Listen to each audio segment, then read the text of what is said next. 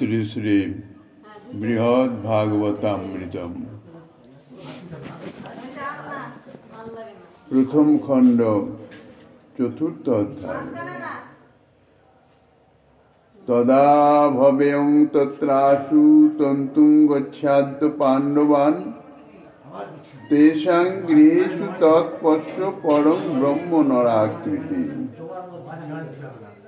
কলিযুগ পাবন অবতার পরম করুণাময় শ্রী গৌরাঙ্গ সুন্দরীর পরম অন্তরঙ্গ প্রিয় পার্শ্বদবর্য পূজ্যপাদ শ্রীল সনাতন গোস্বামী পাদ তাহার শ্রী বৃহৎ ভাগবতামৃতম নামক শ্রী গ্রন্থের প্রথম খণ্ডের চতুর্থ অধ্যায়ে শ্রীকৃষ্ণ কৃপাপাত্র নির্ধারণ প্রসঙ্গে শ্রী নারদ ঋষির কিমপুরুষ বর্ষে গমন করে শ্রী হনুমন্তজির সেবা নিষ্ঠা, শ্রীকৃষ্ণ সেবার পাত্রতা ইত্যাদি সম্বন্ধে যখন প্রশংসা করেছেন, তখন হনুমন্তজি তিনি পরম আগ্রহ ভরে নিজের দৈন্য জ্ঞাপন করে তানার থেকে পাণ্ডবগঞ্জে আরো অনেক অনেক অধিক শ্রীকৃষ্ণ কৃপা পাত্র তাহা বর্ণনা করে তাহাদের সেই সমস্ত সেবার যে যোগ্যতা আদি ইত্যাদি বর্ণনা করে এখন শ্রী হনুমন্তজি সহ পাণ্ডবের গৃহে, পাণ্ডবের সান্নিধ্যে, পাণ্ডবের দর্শনের নিমিত্ত গমন প্রসঙ্গে শ্রী হনুমানজি ইতিপূর্বে নিজের অসমর্থতা জ্ঞাপন করে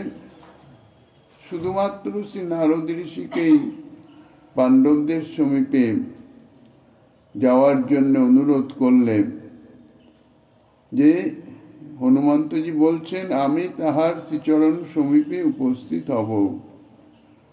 কেননা হনুমানজির ইষ্টে নিষ্ঠা, হনুমানজি শ্রী রাঘবেন্দ্র স্বরূপের অর্থাৎ রামচন্দ্র স্বরূপের একান্ত সেবক।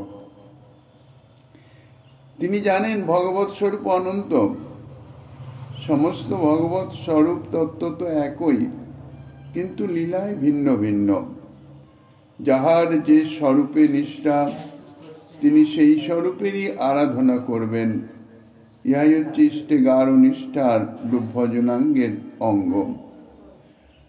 এই জন্য হনুমানজি বলছেন, অর্থাৎ প্রকাশ করে বলেননি, মনে ভেবেছেন, আমি যদি দ্বারকাধীশ শ্রীকৃষ্ণের দর্শন লালসায় পাণ্ডবদের গৃহে যাই, তাহলে আমার যে এক পতিধর যে ব্রত অর্থাৎ ইষ্টে গাঢ় নিষ্ঠা, শ্রী রঘুপতির চরণে যে নিষ্ঠা, তাহা খণ্ডিত হয়ে যাবে।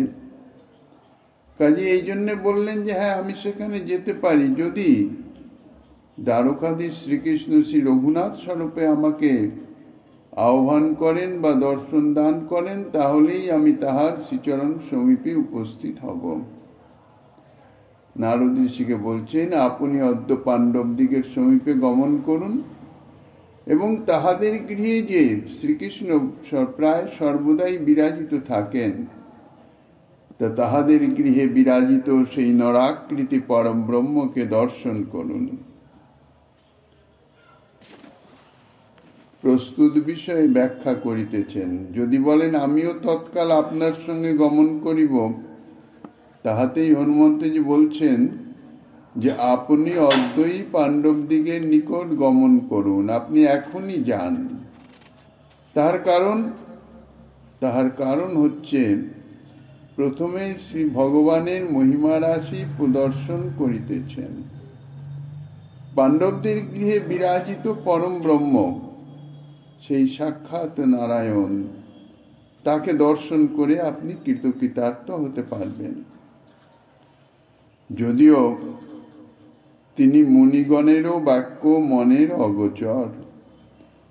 শ্রী ভগবৎ সম্বন্ধে বলা হয়েছে অবাং মানস গোচর,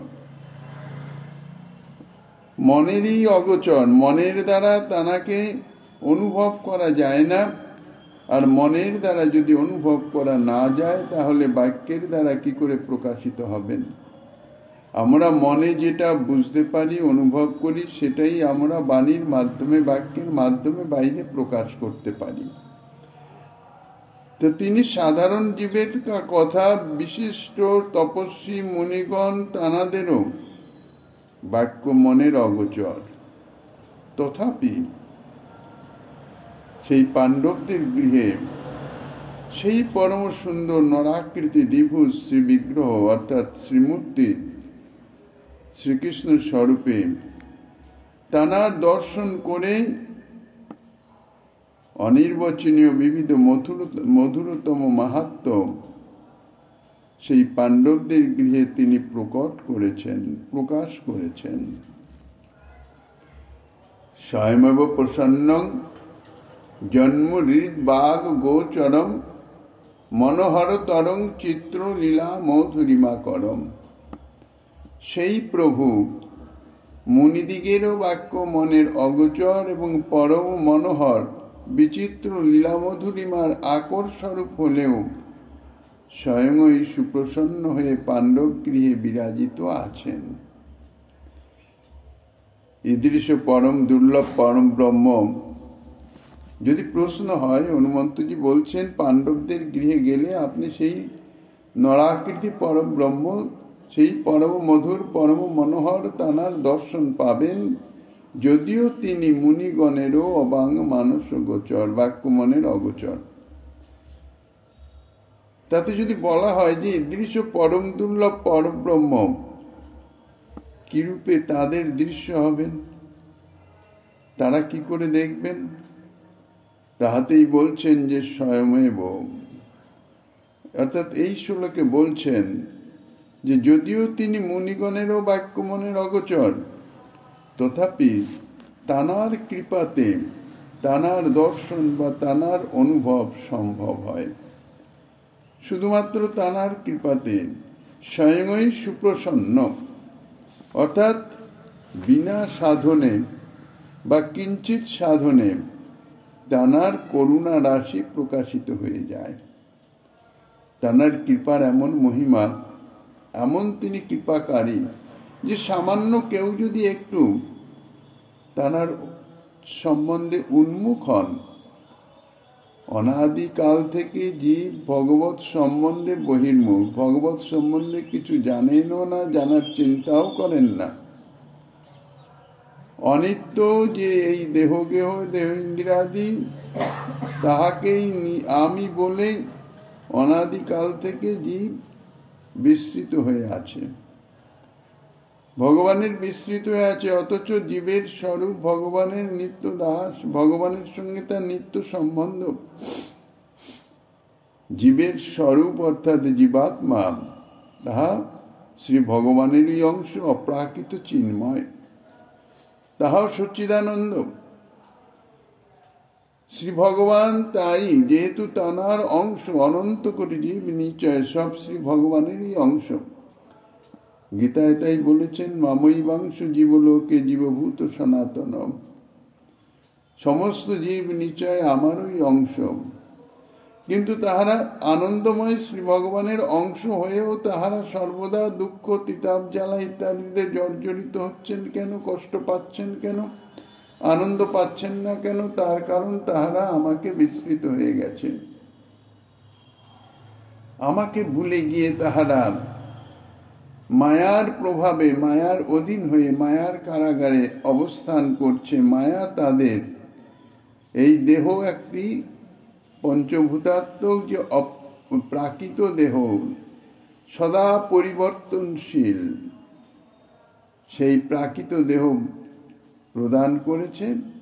আর সেই প্রাকৃত দেহকে আমার স্বরূপ অর্থাৎ আমি মনে করে তার সুখবিধানে নিরন্তর চেষ্টা। কিন্তু এমনই করুণ শ্রী ভগবান, তিনি চান তার অংশ এই জীব নিশ্চয় তাহারা এত দুঃখ, দুর্দশা, কষ্ট তাহা ভোগ করিতেছে। ইহাদের কি করে আমি যে আনন্দময়, আমার সেই আনন্দ অর্থাৎ সেই সেবা সুখের সন্ধান দিতে পারি। সেই জন্যে তিনি বিভিন্ন সময়ে বিভিন্ন যে মহৎগণ তাঁদের সংসারে প্রেরণ করেন। মহৎগণ বিচরণ করেন, কৃপা করেন, উপদেশ প্রদান করেন। তাহাতে যদি কোনো জীব একটু ভগবত উন্মুখ হয়, একটু ভগবত ভজনে রত হয়, তাহলেই শ্রী ভগবান অত্যন্ত করুণাময় তার প্রতি কৃপা প্রকাশ করেন। কিছু একটু না করলে সেই কৃপা তিনি সদা সর্বদাই করিতেছেন।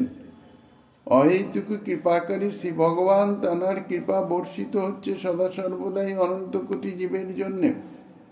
যেমন এই ব্রহ্মাণ্ডের সৃষ্টি করে তাতে আলো, বাতাস, জল ইত্যাদি চিরন্তনী সবসময় ভগবানই প্রদান করে যাচ্ছেন, আর জীব নির্বিচারে তাহা ভোগ করে যাচ্ছে।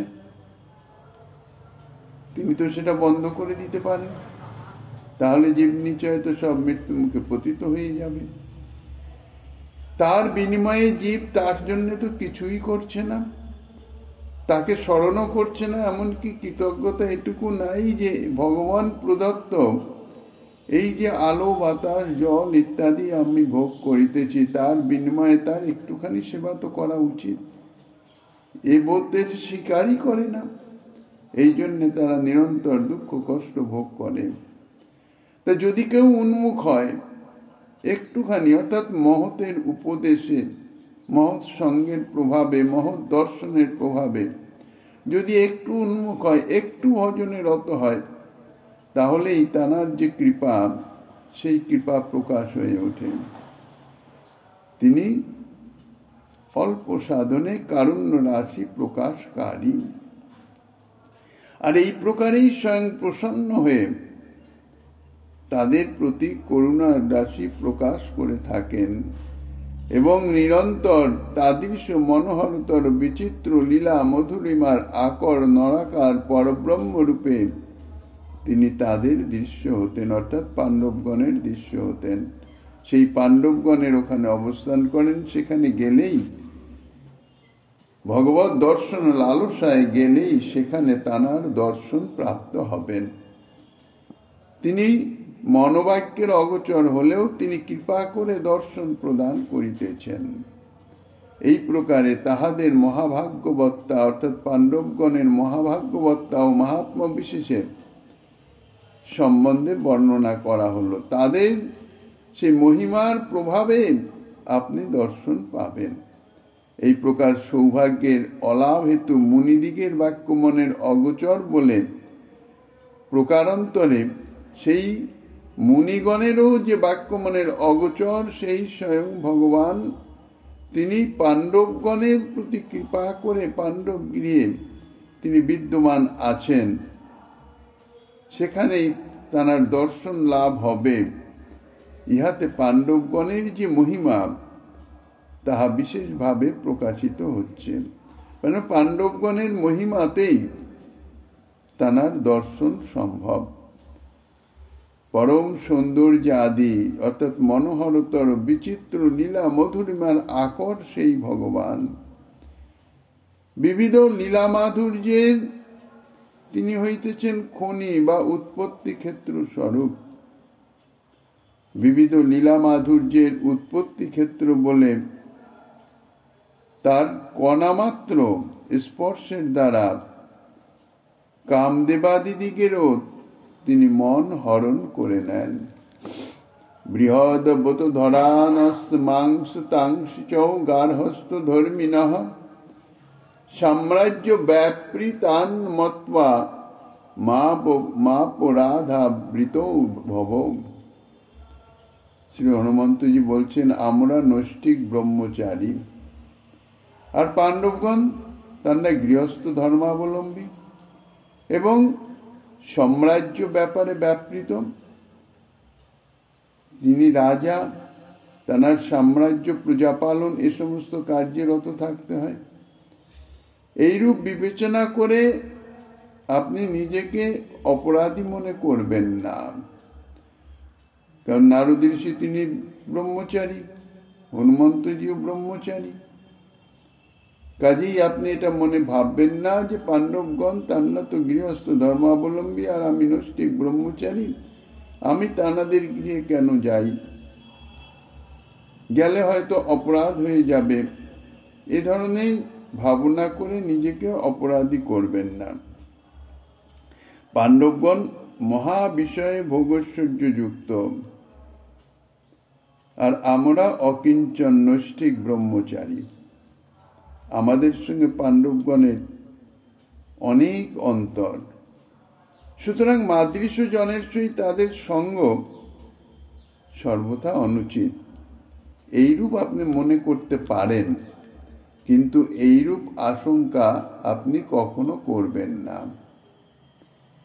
আমরা নৈষ্ঠিক ব্রহ্মচর্যেরও বৃহৎ ব্রতধারী ঠিকই, অর্থাৎ আমরা বলতে শ্রী নারদ, শ্রী সনকাদি ঋষিগণ, অর্থাৎ ভগবত অবতার সনকাদি, চতুর্সন ইত্যাদি সব নৈষ্ঠিক ব্রহ্মচারী রূপে।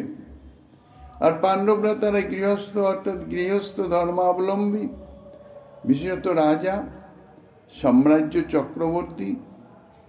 এই জন্যে তাহারা সাম্রাজ্য রাজ্য পরিচালনায় সদা সর্বদা ব্যাপৃত থাকেন, রাজকার্য অনুষ্ঠানে তিনি রত, সেটাই তাঁদের ধর্ম বা ব্রত।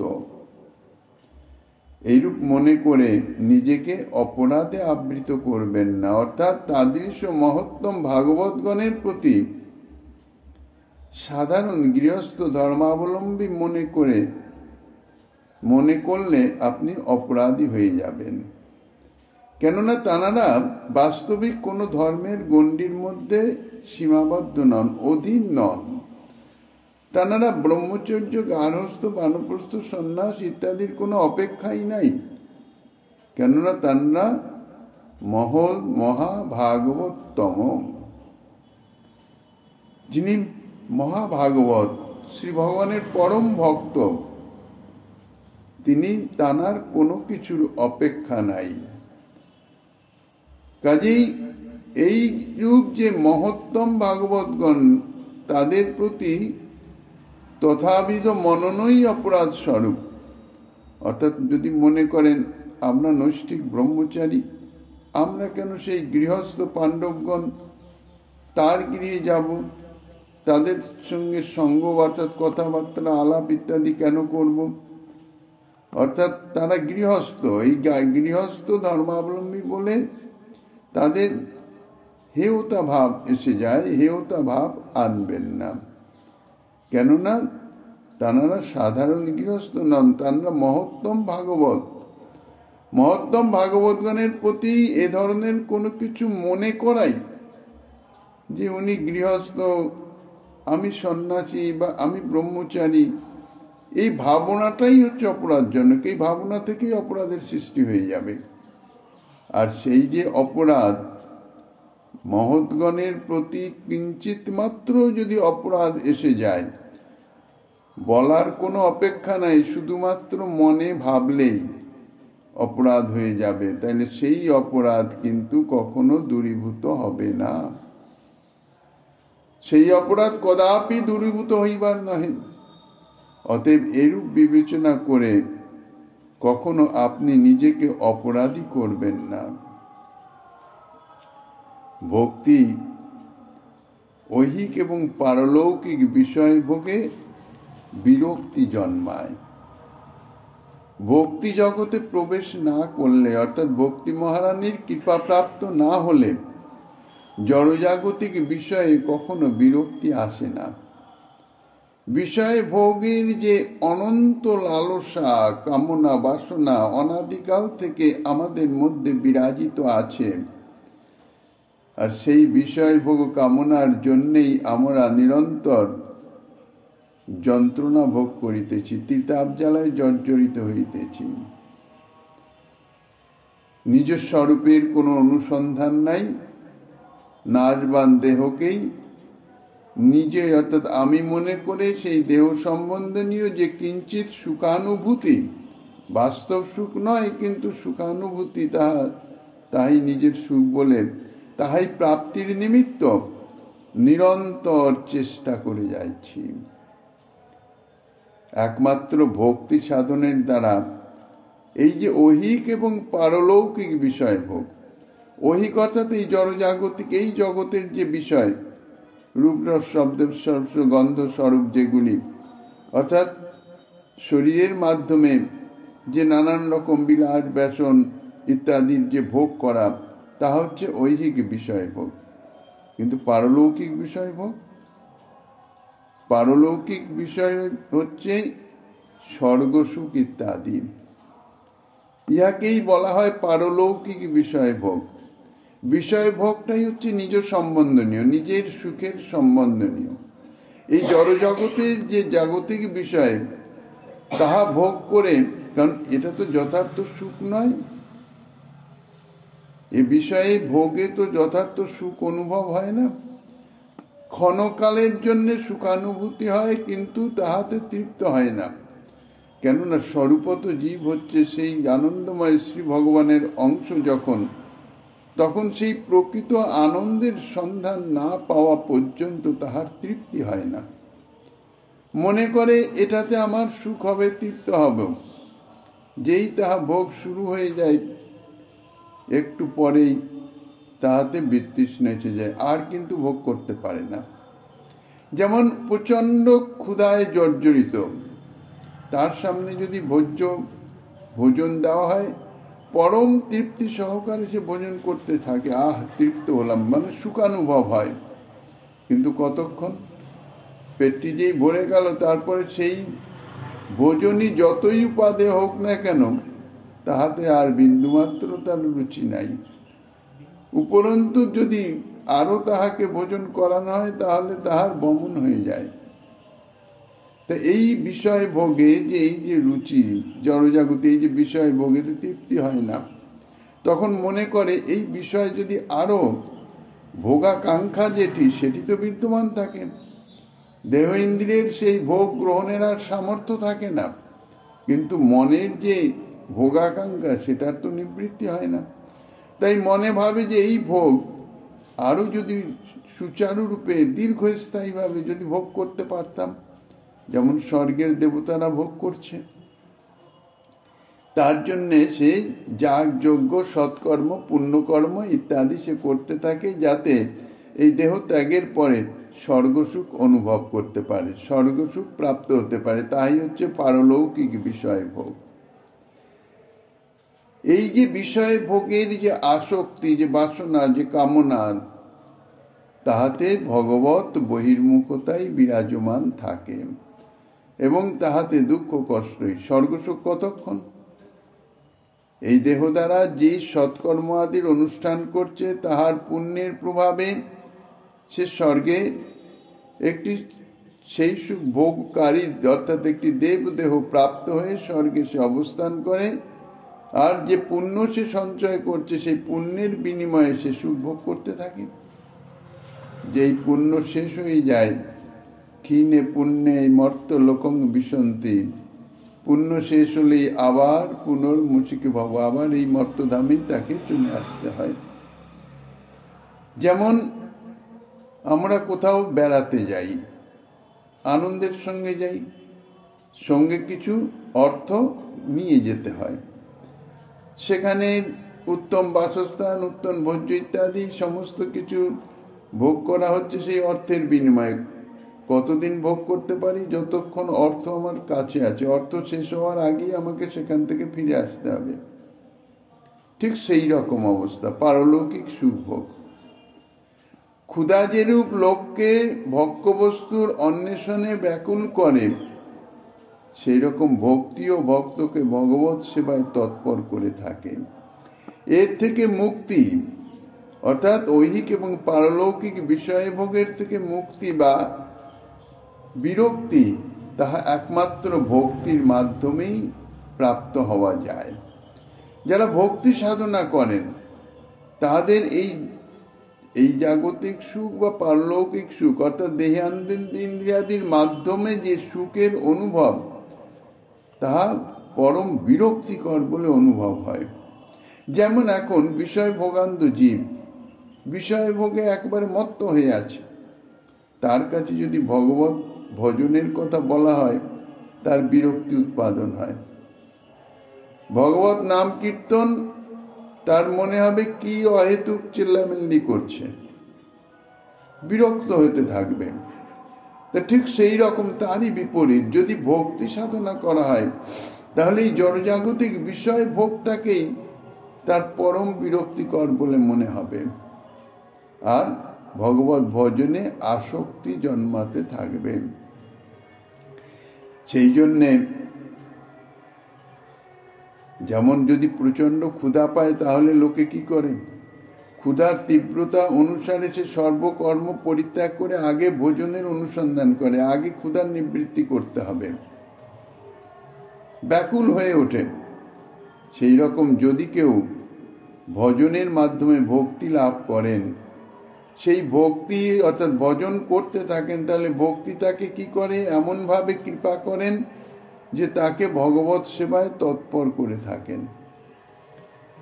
জড়জাগতিক বিষয়ে তার কোনো অনুসন্ধান থাকে না, কতক্ষণে ভগবত সেবা করবেন। ভগবত সেবাতেই তার তৃপ্তি, ভগবত সেবার নিমিত্তই তার ব্যাকুলতা। নিজের দেহান্দেরাদির ভোগ সুখের প্রতি বিন্দুমাত্রও দৃষ্টি নাই। সেই জন্য শ্রী ভগবান বলেছেন, ভক্তাহ মে কয়া গ্রাহ্যম। একমাত্র ভক্তির দ্বারাই ভগবানকে অনুভব করা যায়, ভক্তি ভগবানকে অনুভব করায়। ভক্তি দ্বারাই শ্রী ভগবান বলছেন, একমাত্র ভক্তি দ্বারাই আমি প্রাপ্ত হতে পারি, লভ্য হয়ে থাকি। কিন্তু ভক্তি সাধন ব্যতীত অন্য জগতে আরো অনেক সাধন আছে, যোগ সাধন, ব্রহ্মচর্য ব্রত, ধর্ম, বেদপাঠ, তপস্যা ইত্যাদি অনেক অনেক সাধনা আছে, কিন্তু সেই সব সাধনা আমাকে সেরূপ বশীভূত করতে পারে না। সেই সব সাধনার মাধ্যমে আমি লভ্য হই না, আমি প্রাপ্ত হই না। অতএব ব্রহ্মচর্যাদি ব্রত ভগবত প্রাপ্তির উপায় নহে। আমরা নৈষ্ঠিক ব্রহ্মচারী আর পাণ্ডবগণ গৃহস্থ এরূপ মনে করলে অপরাধ কেন হবে? কেননা এই ব্রহ্মচার্য ব্রত আদি যত নিষ্ঠা সহকারেই করি না কেন, ইহাতে ভগবত প্রাপ্তি হবে না। ভগবত প্রাপ্তির নিমিত্ত একমাত্র ভক্তি দরকার, যে ভক্তি পাণ্ডবগণের বিরাজিত আছে। পাণ্ডবগণ যে ভক্তি মাধ্যমে মহাভাগবতোত্তম হয়েছেন। নোপায় বিদ্যতে, শ্রীমদ্ ভাগবতে বলছেন একাদশ স্কন্ধে, ভক্তি ব্যতীত অন্য কোনো উপায় নাই ভগবত প্রাপ্তির নিমিত্ত। আর ভগবত প্রাপ্তি না হওয়া পর্যন্ত জীবেরও এই মায়ার সংসার থেকে মুক্তি নাই। কাজেই ভক্তি ব্যতীত অন্য কোনো সাধন ভগবত প্রাপ্তি করাতে পারে না। পাণ্ডবগণের শ্রীকৃষ্ণের স্বাভাবিক অনুরাগ, স্বাভাবিক ভক্তি, সেই জন্যে শ্রীকৃষ্ণের যেহেতু অনুরাগ, অন্যত্র সর্বত্রই তাহাদের বিরাগ অর্থাৎ বিরক্তি। এই যে রাজ্য সম্পদ ইত্যাদি যা কিছু দেখা যাচ্ছে বাহ্যিক দৃষ্টিতে পাণ্ডবগণ ভোগ করিতেছেন, কিসের জন্যে? শ্রীকৃষ্ণের সেবার নিমিত্ত। শ্রীকৃষ্ণ আসবেন, তাঁর রাজোচিত ভাবে সেবা করা যাবে। তার প্রমাণ যুদ্ধ জয়ের পরে পাণ্ডবগণ রাজত্ব পেলেন, রাজত্ব করিতেছেন। যেই মুহূর্তে সংবাদ পেলেন শ্রীকৃষ্ণ দ্বারকায় তিনি অপ্রকট হয়ে গেছেন, সঙ্গে সঙ্গেই রাজ্যপাট, যে রাজবিলাস বৈভব সমস্তই পাণ্ডবগণের নিকট তুচ্ছ হয়ে গেল, অর্থাৎ বিরক্তিকর মনে হলো। আর তো রাজ্যপাট ইত্যাদির কোনো প্রয়োজন নেই, শ্রীকৃষ্ণ সেবার নিমিত্ত এগুলো গ্রহণ করেছিলাম, এবং যেহেতু শ্রীকৃষ্ণের সেবার উপলক্ষে এই জন্যে তাহা সুচারুরূপে পালন করিতেছিলাম, দেখভাল করিতেছিলাম। তিনিই যখন অপ্রকট, তাহলে তার তাঁর সেবায় লাগবে না। সঙ্গে সঙ্গে পরীক্ষিতকে রাজগদ্দিতে বসিয়ে দিয়ে তাঁরা মহাপ্রস্থানের পথে রওনা হলেন। পাণ্ডবগণের মাতা কুন্তী দেবী, তিনি তো আরো বেশি ভগবত আকৃষ্ট। তিনি তো পরিষ্কার বলেছেন, আমার এই যে পুত্রগণ এক একজন বিশাল সর্ববিধ বিষয়ে বিশাল যোগ্যতম, এতাদৃশ যোগ্য পুত্র কিন্তু আমার প্রিয় নয়। অর্থাৎ এই সমস্ত যোগ্যতা আমার প্রিয়ত্তর নয়, প্রিয়তার কারণ নয়। ইহারা সকলেই কৃষ্ণ ভজনশীল, অর্থাৎ কৃষ্ণে প্রীতি সম্পন্ন। এই নিমিত্তই এদের প্রতি আমার প্রীতি। যিনি শ্রীকৃষ্ণকে অর্থাৎ ভগবানের ভজন করেন তিনি হচ্ছেন প্রীতি, তাঁর প্রতি প্রীতি বিদ্যমান থাকবে। যিনি শ্রীকৃষ্ণ ভজন করেন না তার সঙ্গে বিন্দুমাত্র সম্বন্ধ নেই। কাজী বলছেন পাণ্ডবগণের স্বাভাবিক শ্রীকৃষ্ণে অনুরাগ, আর অন্যত্র সর্বত্র রাজ্য পাঠ ইত্যাদি বাহ্যিক দৃষ্টিতে দেখা যাচ্ছে খুব সুন্দরভাবে রাজকার্য পরিচালনা করছেন ইত্যাদি, কিন্তু এতে তাঁদের কোনো অনুরাগ নাই, আসক্তি নাই, বরঞ্চ বিরক্তি আছে। ইহার ফলে হচ্ছে কি, পাণ্ডবগণ বাহ্যিক দৃষ্টিতে অন্যরকম দেখা গেলেও যথার্থ নিষ্কিঞ্চন। আসক্তি হচ্ছে নিষ্কিঞ্চনতার হেতু। ত্যাগ ধর্ম অবলম্বী, কোনো কিছুই ভোগ করছেন না, খুব বিষয় ত্যাগ করে অবস্থান করছেন, কিন্তু বিষয়ে আসক্তি যদি মন থেকে না যায়, ভোগ বাসনা যদি মন থেকে না যায়, তাহলে তিনি যতই নিষ্কিঞ্চন বেশ ধারণ করুন বা নিষ্কিঞ্চন ভাবে থাকার চেষ্টা করুন, তিনি নিষ্কিঞ্চন হতে পারবেন না। নিষ্কিঞ্চনতা ইহা হচ্ছে মনোধর্ম, মনের থেকে সর্বদা আসক্তি শূন্য। তা পাণ্ডবগণ হচ্ছেন যথার্থ নিষ্কিঞ্চন। আমরা ব্রহ্মচর্য ব্রতধারী নৈষ্ঠিক ব্রহ্মচর্য হিসাব করে আমরা মনে করি আমরা নিষ্কিঞ্চন ব্রহ্মচারী। পাণ্ডবগণ গৃহস্থ, রাজকার্যের ব্যাপৃত সদা সর্বদাই বিলাস বৈভবের মধ্যে অবস্থান করছেন, কিন্তু বাস্তবিক যেহেতু শ্রীকৃষ্ণে অনুরাগজনিত এবং অন্যত্র বিরাগজনিত, পাণ্ডবগণই যথার্থ নিষ্কিঞ্চন। কাজেই এটি ভাবনা করে পাণ্ডবগণের গার্হস্থ ধর্ম সম্বন্ধে বিন্দুমাত্র সংশয় না করে পাণ্ডবগণের প্রেমের যে সর্বমহৎকর্ষ তাহাই জগতে ঘোষণা হইতেছে, ঘোষিত হইতেছে। আবার ভক্ত মাত্রই, যে কোনো ভক্ত যিনি ভগবত ভজন করেন, তিনি তাঁর একমাত্র মনোভাব যে আমি ভগবান নিত্য সেবক, শ্রীকৃষ্ণের নিত্যদাস স্বরূপত, তা আমি শ্রী ভগবানের নিত্য সেবক। যেন তেন ভাবে যেন তেন প্রকারেণ ভগবান আমার পরম সেব্য তত্ত্ব। এই পরম তত্ত্বজ্ঞান সর্ববিষয়ে যারা ভক্ত তাদের মনে প্রকাশিত থাকে। এই জন্যে তাহারা কোনো বর্ণে বা কোনো আশ্রমে যে কোনো একখানে অবস্থান করুক না কেন, ব্রাহ্মণ ক্ষত্রিয় বৈশ্য শূদ্র যে বর্ণেই তিনি জন্মগ্রহণ করুন না কেন, ব্রহ্মচর্য গার্হস্থ বানপ্রস্থ সন্ন্যাস যে আশ্রমেই তিনি অবস্থান করুন না কেন, তিনি যদি ভক্ত হন তাহলে শ্রী ভগবত সেবাই তাহার একমাত্র কাম্য। শ্রী ভগবান আমার সেব্য তত্ত্ব, আমি তাহার একান্ত সেবক, তাহার সেবাই আমার সর্বতভাবে কর্তব্য। এই সেব্য সেবক ভাবই তাহাদিগকে সচ্চিদানন্দ বিগ্রহে পরিণত করে থাকেন, অর্থাৎ তাহাদের অপ্রাকৃত চিন্ময়ত্ব প্রদান করে থাকেন। ভক্তিদেবীও সর্বত্র দেশকাল পাত্রে স্বীয় ফল প্রদানে স্বরূপ যোগ্যতায় সর্বতভাবে নিরপেক্ষ।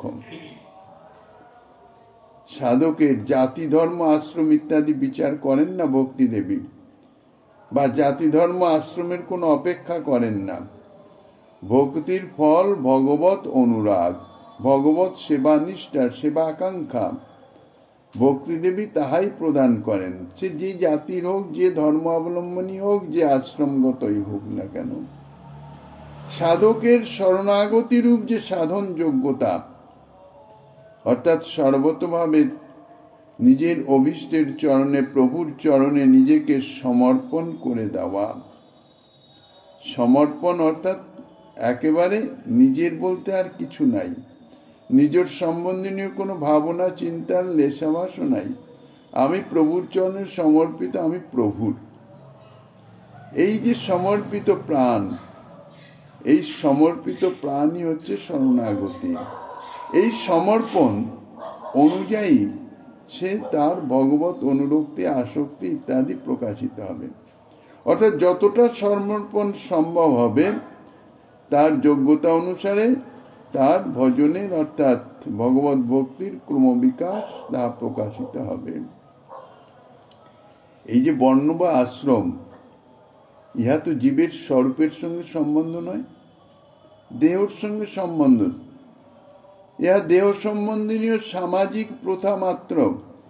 দেহের সহিতই বর্ণাশ্রমের সম্বন্ধ। দেহ সে প্রাপ্ত হয় কর্মফল ভোগের নিমিত্ত। কর্মফল ভোগ সমাপ্ত হলে অর্থাৎ যে প্রারব্ধ ভোগের নিমিত্ত এই দেহটি প্রাপ্ত হয়েছে, সেই প্রারব্ধ ভোগ যখনই সমাপন হবে তৎক্ষণাৎ এই দেহ তার ত্যাগ হয়ে যাবে, অর্থাৎ দেহ সে হারিয়ে যাবে, দেহ পাত হয়ে যাবে। এই দেহের সঙ্গেই জন্মসূত্রে বা অবস্থান সূত্রে তার বর্ণ আশ্রমের সম্বন্ধ। স্বরূপত অর্থাৎ জীবের যে স্বরূপ, জীবাত্মা, যিনি এই দেহের মাধ্যমে দেহের মধ্যে প্রকাশ করে জন্মগ্রহণ করেন আর দেহ অবলম্বন করে কর্মফল ভোগ হলেই দেহ ত্যাগ করে চলে যান, দেহ পড়ে থাকে, তানার সঙ্গে অর্থাৎ সেই জীব স্বরূপের সঙ্গে এই বর্ণ বা আশ্রমের কোনো সম্বন্ধ নাই। জীব স্বরূপের সহিত সম্বন্ধ কেবল ভক্তি মহারানীর, ভক্তির, শ্রীকৃষ্ণ ভজনের। জীব শ্রীকৃষ্ণের নিত্যদাস। এই শ্রীকৃষ্ণ সেবা সে যতটা করতে পারবে সেটুকুই তার সম্বল, তাহাই তার সঙ্গে যাবে, তার সঙ্গেই তার সম্বন্ধ, বর্ণাশ্রমের সঙ্গে নহে। নিস্পৃহা সর্বকামেষু কৃষ্ণ পাদানুসেবয়া তে বৈ পরমহংসা নান্মাচার্যার্চ পদাম্বুজা। প্রকৃতপক্ষে পাণ্ডবগণের অর্থাৎ পাণ্ডবেরা, তারা যদি তত্ত্ব বিচার করা যায়, তারা হইতেছে নিষ্কিঞ্চন। সর্ব বিষয় ভোগে তাঁরা নিষ্পৃহ, নিরন্তর শ্রীকৃষ্ণের চরণ কমলের সেবা করে সকল প্রকার ভোগেই স্পৃহা রহিত হয়ে আছেন। যাহারা শ্রী ভগবত সেবায় রত থাকেন, তাহাদের শ্রী ভগবত সেবা ব্যতীত অন্য বিষয়ে বিন্দু মাত্র আগ্রহ দেখা যায় না। অতএব তাহারা পরমহংসগণেরও আচার্যদিগেরও তাঁরা হইতেছেন পূজনীয়। হনুমন্তজি বলছেন, অতএব পাণ্ডব দিগের তাদৃশ এই যে সমাজ সাম্রাজ্য আদি রাজকার্য রাজপাট ইত্যাদি থাকলেও তাহারা কিন্তু পরম অকিঞ্চন, এবং সাম্রাজ্যের অধিকারী হলেও সেই সাম্রাজ্য সুখ ভোগের নিমিত্ত তাহাদের কোনো স্পৃহা নাই, ভোগে নিষ্পৃহ। অর্থাৎ তাহারা ঐহিক এবং পারত্রিক সকল ভোগেই স্পৃহা রহিত হয়ে থাকেন, তাদের কোনো রকম আকাঙ্ক্ষা নাই।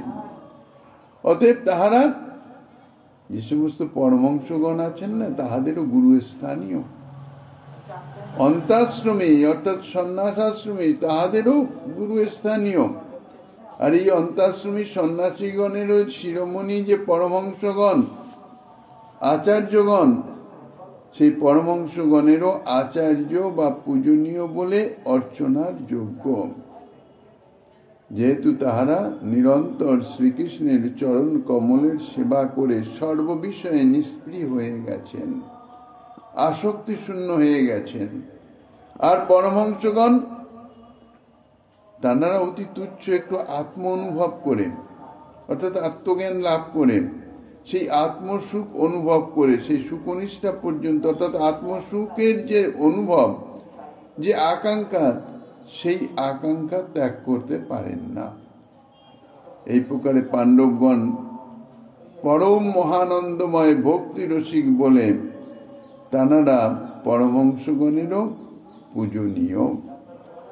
তেষাং জ্যেষ্ঠস্য সাম্রাজ্যে প্রবৃত্তির ভগবত প্রিয়াৎ অত বহুবিধা দেব দুর্লভা রাজ্য সম্পদ। পাণ্ডবগণের জ্যেষ্ঠ অর্থাৎ জ্যেষ্ঠ পাণ্ডব শ্রী যুধিষ্ঠির, এই যুধিষ্ঠিরের যে সাম্রাজ্যে প্রবৃত্তি, তিনি যে রাজকার্য করছেন, সম্রাটের পদ অলঙ্কৃত করে বসে আছেন, এই যে সাম্রাজ্য রাজকার্য পরিচালনার যে একটা প্রবৃত্তি দেখা যাচ্ছে, তিনি তো খুব সুন্দর সুচারুভাবে রাজকার্য করছেন। বাহ্যিক দৃষ্টিতে তার তো বিরক্তি দেখা যাচ্ছে না। আমাদের কোনো কাজে যদি বিরক্তি হয়, আমরা বিরক্তি সহকারে, যদি করতেই হয় তো বিরক্তি সহকারে করি, তুচ্ছ তাচ্ছিল্যভাবে করি। ওই তানার তো সেরকম দেখা যাচ্ছে না, তিনি তো পরম নিষ্ঠাভরেই রাজকার্য করছেন। ইহাও ভগবানের প্রীতির জন্যে। যাহা কিছু করা যায়, ভক্ত যা কিছুই করবেন সব ভগবত প্রীত্যার্থে, নিজের জন্য নয়। আর যেহেতু ভগবত প্রীত্যার্থে যে কোনো কাজ করবেন তাহা পরম যত্নের সঙ্গে, নিষ্ঠার সঙ্গে, আদরের সঙ্গে করতে হবে। না হলে তো সেটি ভগবত কার্যে, ভগবত সেবায় গৃহীত হবে না। তুচ্ছ তাচ্ছিল্য বা বিরক্তি সহকারে কোনো কিছু করলে সেটা কখনো ভগবত সেবায় পর্যবসিত হয় না। ভগবত সেবাজনিত যে কোনো কাজ, ভগবত উদ্দেশ্যে যা কিছু করা যায় সবই হচ্ছে ভক্তি। তাহা পরম আদরের সঙ্গে, নিষ্ঠা সহকারে, প্রীতির সঙ্গে তাহা করা উচিত। পাণ্ডবগণ তাহাই করেন, অর্থাৎ শ্রী যুধিষ্ঠির মহারাজ সেই জন্য সেইভাবে সুচারুরূপে রাজ্য পরিচালনা করেন।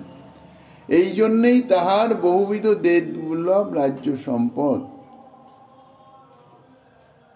যদি প্রশ্ন হয়, পাণ্ডবগণ বলছেন আপনি পরমহংসগণেরও পূজনীয়, তাহলে এতাদৃশ যে ভক্তি রসিক, তিনি সাম্রাজ্য নিয়ে কেন বসে থাকবেন, সাম্রাজ্য কেন ভোগ করবেন? এই শ্লোকে তারই উত্তর বলছেন যে শ্রী ভগবানের প্রীতি পর্যালোচনা করেই শ্রী যুধিষ্ঠির মহারাজের সাম্রাজ্য গ্রহণ বা সাম্রাজ্যে প্রবৃত্তি। সাম্রাজ্য স্বীকার করলেও তিনি কি করছেন, সাম্রাজ্যের মাধ্যমে তিনি ভগবত ভক্তি প্রচার করছেন। তানার রাজ্যের সর্বত্র এই ভগবত ভক্তি প্রবর্তন, ভগবত ভক্তি প্রবর্তনের দ্বারা অখিল লোকের পরম মঙ্গল সাধন করছেন। ভক্তির মাধ্যমে সকল লোকের ঐহিক পারলৌকিক ত্রিতাপ জ্বালা সব দূরীভূত হয়ে যাবে। ভগবত সেবা প্রাপ্ত হয়ে, চরণ সান্নিধ্য প্রাপ্ত হয়ে জীব নিশ্চয় নিরন্তর অনন্ত আনন্দের অধিকারী হয়ে যাবে। এই উদ্দেশ্যে ভগবত ভক্তি প্রবর্তন দ্বারাই অখিল লোকের পরম মঙ্গল হবে এবং শ্রী ভগবানেরও তাহাতে সন্তোষ বিধান হবে, প্রসন্নতা হবে। এই উদ্দেশ্যেই পাণ্ডবগণের সাম্রাজ্য স্বীকার। শ্রীমদ্ ভাগবতের প্রথম স্কন্ধে বর্ণিত আছে, অপিপলব্ধ লব্ধর্ম রাজ পিতৃব্রজস্বয়ং প্রজা নিষ্পৃহ সর্বকামেভ্য কৃষ্ণ পাদানুসেবয়া। ধর্মরাজ যুধিষ্ঠির নিরন্তর শ্রীকৃষ্ণের পাদপদ্মই চিন্তা করতেন। নিরন্তর শ্রীকৃষ্ণ পাদপদ্ম চিন্তার প্রভাবেই যাবতীয় বিষয়ে তিনি ছিলেন স্পৃহা শূন্য। আর পিতৃবৎ প্রজারঞ্জন দ্বারা ভক্তি প্রবর্তনের সঙ্গে রাজ্য শাসন করতেন। এই শ্লোকে পূজারঞ্জন পদ লাগিয়েছেন, অর্থাৎ যুধিষ্ঠির মহারাজ প্রজাদের সুখের নিমিত্ত, সর্বপ্রজার সুখকারী, এই জন্যেই তিনি প্রজারঞ্জন। এই পদের ব্যাখ্যায় শ্রী সুত গোস্বামীপাদ বলেছেন, ভগবত ভক্তি হচ্ছে যথার্থ প্রজারঞ্জনকারী কার্য। ভগবত ভক্তি প্রবর্তন দ্বারাই প্রজার রঞ্জন, অর্থাৎ প্রজার যে যথার্থ সুখ প্রাপ্তি, তাহা ভক্তির মাধ্যমেই হবে। জড়জাগতিক যে কোনো বিষয় দেওয়া হোক না কেন তাহা তো ক্ষণিক, তাহাতে তো সে চিরস্থায়ী সুখ প্রাপ্ত হতে পারবে না। আর পিতৃবৎ পালন করতেন, অর্থাৎ ভগবত ভক্তি প্রবর্তনের দ্বারা পালনই হচ্ছে অভিপ্রেত। শ্রী হরিভক্তি সুধোদয়ে শ্রী সনকের প্রতি শ্রী নারদের উপদেশও এইরূপ। আপনি অতিশয় ধন্য, যেহেতু সমস্ত জনের ঈশ্বভাব জাগ্রত করিতেছেন, ভগবত ভাব জাগরিত করিতেছেন, ভগবত ভক্তি জাগরিত করিতেছেন। বাস্তবিক পক্ষে যিনি সংসার দুঃখে অভিভূত, সেই লোক সকলের আত্যন্তিক কল্যাণের নিমিত্ত হরিভক্তি উপৎপাদন করেন, অর্থাৎ তাহাদের ভক্তি ধর্মে প্রবৃত্ত করেন। কেননা ভক্তি ব্যতীত বাস্তবিক সাংসারিক যে দুঃখ, তাহার নিবৃত্তি কখনোই হবে না। সে যে কোনো দুঃখই হোক দেহ সম্বন্ধনীয়। অন্নদান, বস্ত্রদান, নিবাসস্থান দান ইত্যাদি সব সাময়িক, ইহাদের দ্বারা দেহের প্রয়োজন নিবৃত্তি হতে পারে, কিন্তু বাস্তবিক দুঃখ নিবৃত্তি হয় না। প্রচুর প্রচুর ভোজ্য সামগ্রী আছে, কিন্তু যদি উদরে পীড়া থাকে সে ভোজন করতে পারে না। ক্ষুধা থাকলেও ভোজন করতে পারে না, উদরে পীড়া আছে, উদর শূল হয়ে যায়, তাহলে লাভ কি? এই জন্য জাগতিক কোনো কিছুই কাহারও কল্যাণকারী হয় না, সুখকারী হয় না। একমাত্র ভগবত ভাব, ভগবত ভজনে যদি প্রবৃত্ত করা যায়, তাহাতেই হচ্ছে তাহার মঙ্গল। বাস্তবিক পক্ষে যিনি সংসার দুঃখে অভিভূত লোক সকলের হরিভক্তি উৎপাদন করেন, তিনি যথার্থ লোক সকলের পিতা ও পালন কর্তা। এই জন্যেই তিনি ধন্য। এই জন্যই শ্রী যুধিষ্ঠিরের বহুবিধ দেব দুর্লভ রাজৈশ্বর্য কিছুমাত্র প্রীতি নাই। রাজৈশ্বর্যে তার কোনো প্রীতি নাই, বা কখনো এই রাজৈশ্বর্য প্রাপ্তি বা হারানোতে তার কোনো মনোবিকার হয় না, মনের কোনো রকম প্রভাব জন্মায় না। সম্পদ বলতে রাজ্য, এবং রাজ্যের প্রজা পালন করলে প্রজাকৃত যে পুণ্য, তার কিন্তু 1/6 শাস্ত্রবাণী হিসাবে রাজা প্রাপ্ত হয়ে থাকেন। রাজ্যের প্রজারা যা পুণ্যকর্ম করবে তার 1/6 রাজার প্রাপ্তি, কিন্তু সেই পুণ্য সম্পত্তিতে মহারাজ যুধিষ্ঠিরের বিন্দুমাত্র আগ্রহ নাই, আসক্তি নাই। অথবা রাজ্য ও রাজ্যস্থিত সম্পদ সমূহ, আর ওই সম্পদ সমূহের সদ্ধর্ম লক্ষণ বলেই জানতে হবে। পাণ্ডব জ্যেষ্ঠ, অর্থাৎ জ্যেষ্ঠের সদ্ধর্মে প্রবৃত্তি হলে, যিনি জ্যেষ্ঠ ব্যক্তি থাকেন, অর্থাৎ সবার থেকে বড় থাকেন, তিনি যাহা করেন, তিনি যদি ধর্মযুক্ত হন, ভজনযুক্ত হন, তাহলে তাঁর কনিষ্ঠজন তাহারই অনুগমন করে থাকে, অনুবৃত্তি করে থাকে। এই জন্যে পাণ্ডব জ্যেষ্ঠ যুধিষ্ঠির যে নিজ ধর্মে প্রবৃত্ত হয়ে থাকেন, তার কনিষ্ঠরও সেই ধর্মেই প্রবৃত্তি। দেখা গেছে যুধিষ্ঠির মহারাজ যাহা করছেন, বাকি 4 ভাইয়ের সর্বদা তাহাতে অনুমোদন, অনুগত। যুধিষ্ঠির উপরে কোনো কথা নাই, যাহা বলছেন তাহার অনুগমন বা তাহার সহায়তাই করছেন, তাহাতেই তাহাদের প্রবৃত্তি। এই জন্য জ্যেষ্ঠের সম্পত্তি কনিষ্ঠের সম্পত্তি বলেই জ্ঞাত হওয়া যায়। যদি জ্যেষ্ঠ কনিষ্ঠে পরস্পর আন্তরিকতা বিদ্যমান থাকে, আনুগত্য বিদ্যমান থাকে, এই প্রকারে পরস্পর ঐক্যবশত পরম সৌহার্দ্যের দ্বারা এই সদ্ধর্ম পালনাদিরূপ মাহাত্ম্য বিশেষ তাহা পাণ্ডবগণের মধ্যে প্রদর্শিত হয়। এইভাবে পাণ্ডবগণের সম্বন্ধে আরো যাহা কিছু বলছেন হনুমন্তজি, তাহা মহাপ্রভু গিরিধারীলালের কৃপা হলে আগামী দিন আস্বাদনের বাসনা রেখে অদ্যকার